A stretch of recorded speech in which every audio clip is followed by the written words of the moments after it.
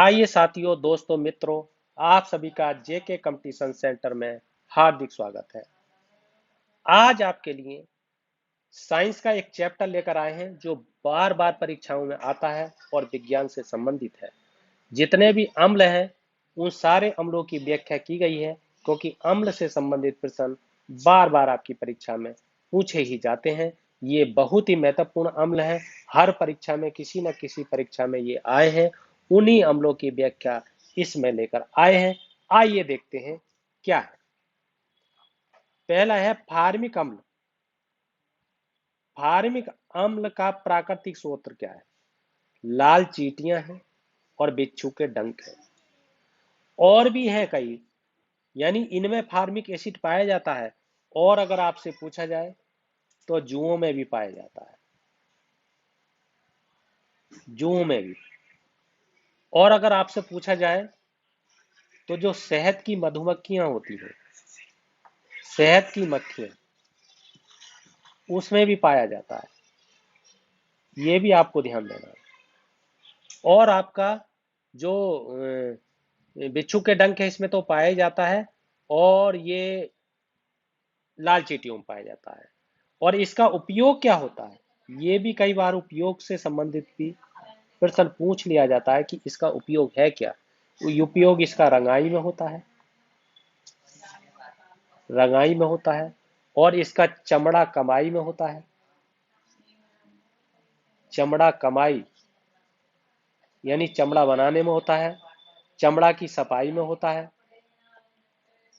चमड़ा सफाई में होता है। इनमें इसका उपयोग होता है। आइए अगला देखते हैं। साइट्रिक अम्ल का प्राकृतिक स्रोत क्या है? खट्टे फलों में पाया जाता है, नींबू में पाया जाता है और संतरा में पाया जाता है। ये आपको ध्यान देना। अगला है बेंजोइक एसिड का प्राकृतिक स्रोत क्या है? घास है, पत्ते हैं, मूत्र है, इनमें पाया जाता है। आइए आगे देखते हैं। अगला आपका है ऑक्जेलिक अम्ल का प्राकृतिक स्रोत क्या है? तो सारेल का वृक्ष है और टमाटर है। अब ऑक्जेलिक जो एसिड होता है वो किस किस में पाया जाता है? इस तरीके का प्रश्न पूछा जा सकता है आपसे। सॉरी, तो आपको बताना है अंगूर में पाया जाता है, अंगूर में पाया जाता है। और काय में पाया जाता है? आपका केला में पाया जाता है, केला में पाया जाता है।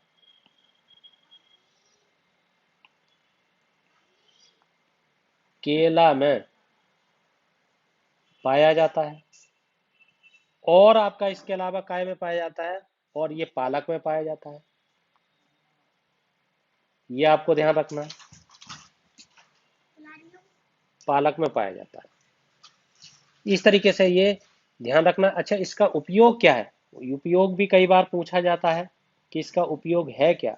तो आपको बता देना है स्याही मिटाने में, स्याही को मिटाने में ये उपयोग है। और इस ऑक्जेलिक एसिड से पथरी बनती है, इसलिए आपको ये ध्यान में रखना है। एसिटिक अम्ल का प्राकृतिक स्रोत क्या है? फलों का रस है और सिरका है। यह आपको ध्यान देना। नाइट्रिक अम्ल का प्राकृतिक स्रोत क्या है? फिटकरी है और सोडा है। आइए आगे देखिए। अगला है आपका टार्टेक अम्ल का प्राकृतिक स्रोत है सल्फ्यूरिक अम्ल का प्राकृतिक स्रोत। ये तो ऊपर वाला प्रश्न है। टार्टिक अम्ल जो अंगूर में पाया जाता है आपका, और खट्टी चीजों में पाया जाता है।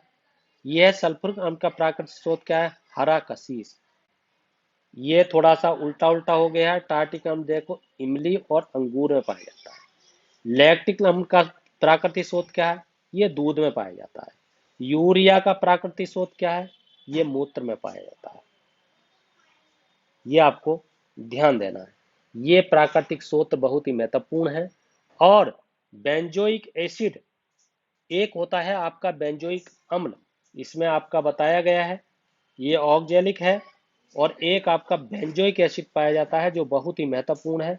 बेंजोइक एसिड से संबंधित बार बार प्रश्न पूछे जाते हैं। बेंजोइक एसिड का उपयोग ये पाया काय में जाता है। उपयोग क्या है? ये जो खाद्य पदार्थ होते हैं, खाद्य पदार्थ को सड़ने से बचाता है, यानी सड़ने से बचाता है, ये आपको ध्यान देना है। और इसको खराब होने से बचाता है, और इसको किण्वन की क्रिया से बचाता है। और इससे क्या है, इसका उपयोग काय में होता है। जैसे चटनियां हैं आपकी, चटनी को सुरक्षित किया जाता है इनके द्वारा, चटनी। और क्या है आपका, अचार हो सकता है आपका, अचार में इसका प्रयोग होता है। और क्या हो सकता है, मुरब्बे में प्रयोग होता है। और क्या हो सकता है आपका, जो फलों के रस होते हैं, फलों के रस में प्रयोग होता है। और काय में प्रयोग हो सकता है, शरबत में प्रयोग हो सकता है। और काय में प्रयोग होता है, जो बोतल बंद डिब्बा बंद जो खाद्य पदार्थ होते हैं, डिब्बा बंद खाद्य पदार्थ, इन्हों में आता है। और आपके जो बोतल बंद आहार होते हैं, उनमें इसका उपयोग होता है। किसका? बेंजोइक एसिड का। इसलिए इसमें बेंजोइक एसिड नहीं था, उससे संबंधित ये जानकारी आपको दे दी गई है। ये प्रश्न आप, इस तरीके के प्रश्नों को आपको याद रखना है, इससे संबंधित परीक्षा में आने की संभावना ज्यादा है।